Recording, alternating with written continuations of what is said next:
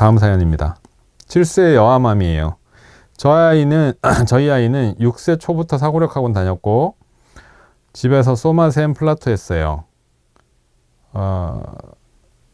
한글은 6세 말부터 혼자 갑자기 뗐어요. 한글 빨리 떼는 아이들, 한글 갑자기 떼는 아이들은 언어 능력에 재능을 가진 아이들이 아니라 수학적인 능력에 재능을 가진 아이들이에요. 한글을 빨리 뗀다고 해서 얘는 언어에 대한 재능이 있나 봐 라고 생각하시는 건 오해예요. 언어에 대한 재능이 있는 아이들은 말을 잘하는 아이들일 것이고 한글을 빨리 뗀다는 건 패턴에 민감한 아이들이기 때문에 제가 주위에 본 거로는 한글을 빨리 띄는 아이들은 수학 잘하는 아이들이에요. 어떤 패턴을 인지하고 그것들을 내가 다시 사용할 수 있는 능력이기 때문에 패턴을 인지한다는 건 눈에 보이는 것들을 내 머릿속에 추상적으로 저장할 수 있다는 거잖아요. 그리고 그거를 다시 사용할 수 있다는 거잖아요. 이거는 완전히 수학의 함수예요. 네, 어떤 약속을 이해해서 인풋이 있고 아웃풋이 있고 뭐 이런 게 이제 함수인데 수학이 결국 약속을 규칙을 이해하고 뭐 적용하고 이런 학문이거든요. 그래서 그런지 제가 본 한도에서는 한글을 빨리 떼는 아이들이 수학을 잘하더라고요. 지금은 7세고 3자리 더하기 3자리 가능하고 9구단 12단까지 배워요. 되게 빠르네요, 연산도. 그러니까 올 4월부터 디딤돌 기본응용 1-1 했어요. 들어갔어요. 수감각이 있고 기응 풀 때도 개념 설명만 해주면 스스로 읽고 푸는데 정답률 8, 90 나와요. 그리고 최상위 문제집 사두고 문제 생각날 때마다 칠판에 적어두고 풀어보게 하는데 하이레벨 제외하고 최상위 문제는 정답률 60% 정도 돼요. 여기까지가 지금 저희 아이 수준이에요. 되게 재밌게 잘해주고 계시네요.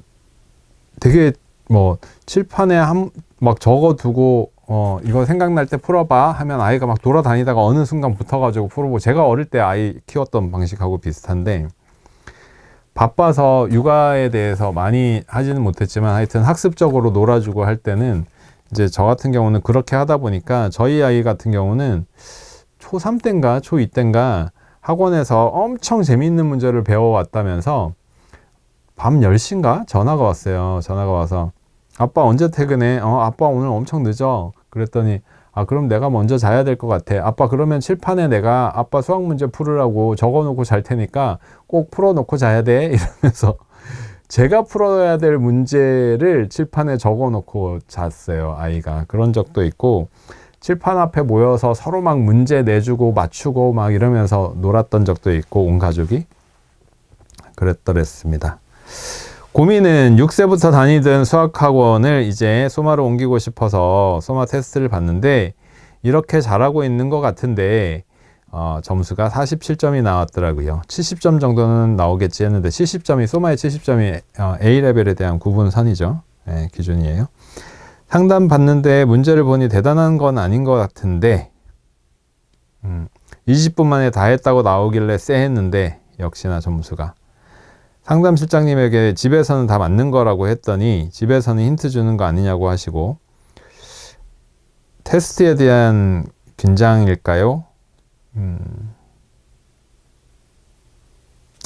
근데 제 생각에는 지금 공부를 하고 있는 과정 되게 좋아요. 되게 좋은데 1학년 1학기 디딤돌 기응 풀 때 정답률 8, 90%고 최상위 문제도 하이레벨 제외하고 정답률 60% 정도면 47점이 충격적인 거 아닐 것 같은데요. 그러니까 이게 제 생각은 그래요. 제가 여기 설명해 놓으신 지금 느낌으로는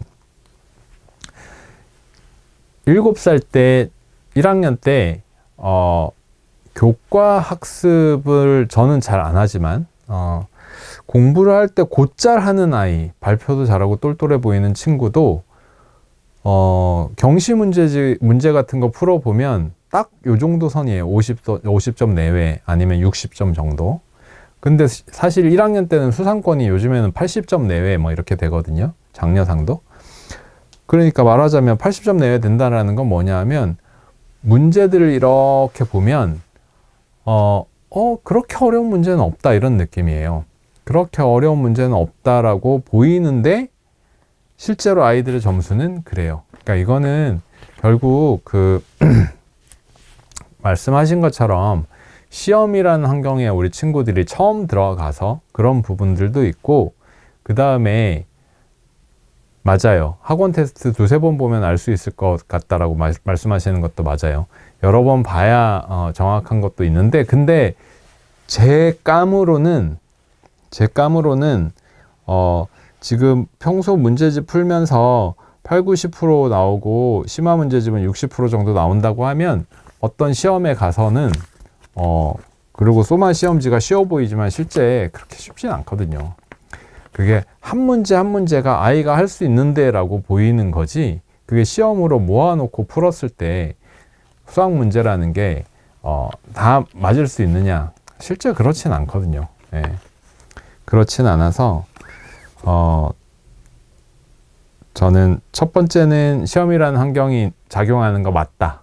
근데 두 번째는 어린아이들을 많이 가르쳐 보니까 대부분 어릴 때는 그래요.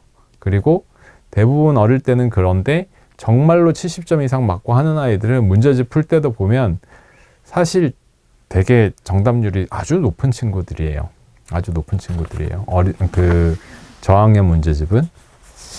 그래서 조금 시험을 다음에 한번 더 보시면서 객관화 해보시는 단계가 좀 있었으면 좋아지면 이건 정말 테스트 때문에 그랬구나 라고 하실 수 있을 것 같고, 이게 비슷하게 나오면 이거는 딱 지금 요 학년에서 요 단계에서 우리 아이가 공부는 잘하고 있지만 좀 더 해야 될 부분이 있구나 이렇게 생각하면 될 것 같습니다.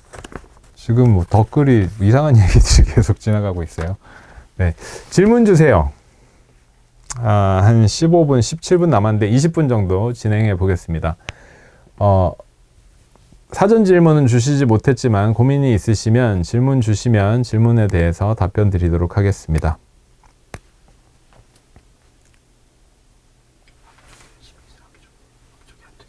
그래요? 앞에 찾아볼까요?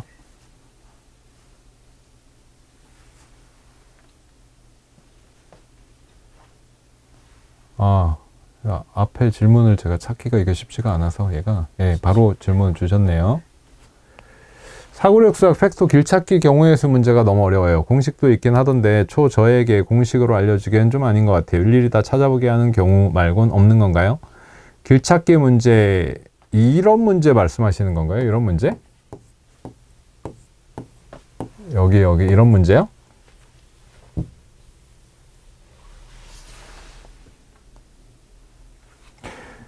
제가 다른 답변 드리다가 이거 답변 주시면 설명해 드리겠습니다. 초1입니다. CMS 영재배원이 나올지 수학의 아침 탑반이 나올지 궁금합니다. 제가 이런 답변은 잘 못하겠더라고요. 이 학원이 좋은가요? 이 학원이 좋은가요? 이 책이 좋은가요? 이 책이 좋은가요? 이게 같은 심화책인데 둘 중에 골라주세요 이렇게 말씀해 주시는 거는 저도 참 어려운 문제라서 이게 아이의 상황이나 아이가 어디하고 맞을지도 모르고 거기 강사가 어떤 사람일지도 모르고 해서 이거는 직접 겪어보셔야 돼요. 상담 다 받으면서. 4학년 연사는 어떤 걸 시키면 좋을까요? 4학년 연사는 긴 호흡으로 진득하게 할 수 있는 아이면 원리쌤 시키시고요. 그게 아니라 짧게 해서 끝내야 되는 아이, 교과 딱 준비하는 정도 수준에서 짧게 해줘야 되는 아이면 교과쌤 시키세요.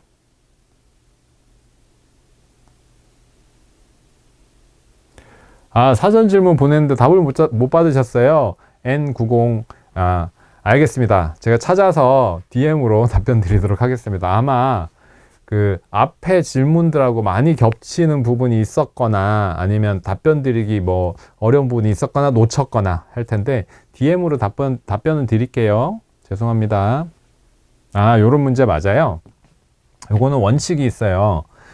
자, 원칙을 설명해 드릴게요.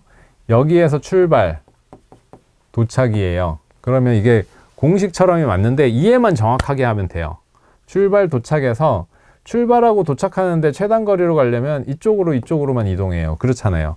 이쪽으로 가면 거꾸로고 아래로 가면 거꾸로예요. 근데 이렇게 할 때 어떻게 하냐면 어떤 한 점이 있으면 여기에 도착하기 전에 몇 가지씩 있는지를 더하는 거예요. 이게 이거하고 똑같아요. 여기 A에서 B를 거쳐서 C를 가는데 요렇게 한 가지, 여기도 있구나. 여기 C를 거쳐서 D를 간다고 해볼게요. 그러면 요렇게 한 가지가 있고 여기 한 가지, 두 가지가 있고 이렇게 가고 이렇게 간다고 생각해 보세요. 그러면 D로 오는 방법이 몇 가지냐면 B까지 오는 거 한 가지로 오는 거 한 가지, C까지 오는 거 두 가지로 오는 방법 두 가지가 만나서 세 가지가 되는 거예요. 여기까지 한 가지, 여기까지 두 가지니까 요렇게 두 가지, 한 가지가 만나서 세 가지다, 이렇게 간단하게 생각할 수 있거든요.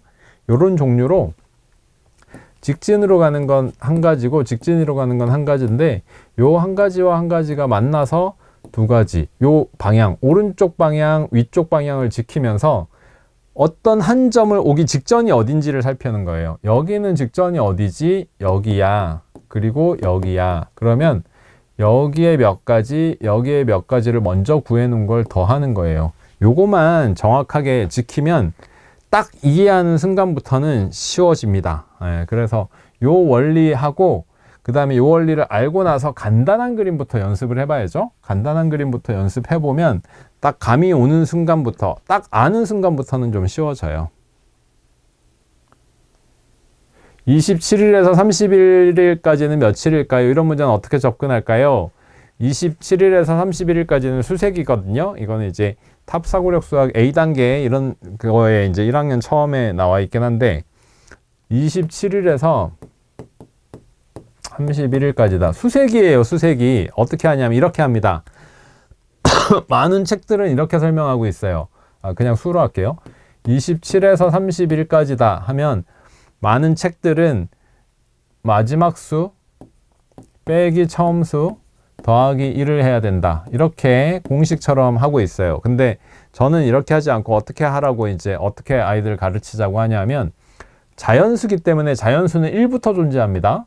그래서 이 31이라는 자연수는 1에서 시작해서 31까지 31개의 수가 나열된 거죠. 27부터 셀 거예요. 그러면 1부터 몇 가지는 안 세는 거예요. 26까지만 안 세는 거예요. 요거 빼고 세는 거예요. 27부터 31, 달력에서도 마찬가지죠. 1일부터 31일까지 총 31일까지 있는 것 중에 26일까지를 빼고 27일부터 세는 거죠. 그래서 31 빼기 26 이렇게 세자라고 가르치고 아이들은 이걸 훨씬 쉽게 이해합니다. 왜 이렇게 가르치냐? 수학이니까. 수학은 눈에 보이는 거 가지고 공식화하고 싶어 하니까. 그래서 이렇게 가르치면서 얘도 언급을 같이 해주는 게 좋은데, 왜냐하면 많은 문제집들이 이렇게 하고 있으니까. 요렇게 하는 경우들이 있는데 그건 바로 31에서 27까지를 빼버리면 1부터 27까지 뺀 거예요. 말하자면 27부터 세야 되는데 27이 빠지면 안 되거든요. 그래서 27이 아니라 28부터 세는 게 돼서 하나를 살려줘야 돼요. 27을 더해줘야 돼요. 27이라는 수 한 개. 요렇게 이해하면 됩니다. 이렇게 하면 쉬워요. 근데 이게 복잡해지는 문제들이 있는데 복잡해질 때도 항상 어떤 수부터 어떤 수까지를 셀 때는 요렇게 셀 때는 1부터 그 앞에까지의 수도 있다 라고 생각하고 수의 개수를 분리해서 생각해주면 쉽게 해결할 수 있습니다. 요렇게 이해하세요. 요렇게 가르쳐주세요. 칸수가 엄청 많아도 똑같아요. 아까 원리는 똑같아요. 칸수가 엄청 많아도 이렇게 칸수가 엄청 많아도 이 칸은 몇 가지지 하면 여기에서 이동하고 여기에서 이동하니까 여기가 세모고 여기가 네모면 여기는 세모 더하기 네모다 이렇게 구하는 거예요. 그러면 세모와 네모를 먼저 구해놔야 되는 거예요. 직선이 11111 직진 길이니까 한 가지씩 밖에 없고 먼저 구해놓은 것들이 만나는 자리를 이제 구하는 거예요. 한 가지네. 그럼 한 가지가 모여서 두 가지, 한 가지가 모여서 세 가지, 한 가지가 모여서 네 가지. 이런 기본적인 원리를 적용을 하면 작은 그림부터 연습해 놓으면 큰 그림도 기본 원칙이 똑같기 때문에 원리가 똑같기 때문에 원리를 정확하게 한번 가르쳐 주는 게 필요합니다.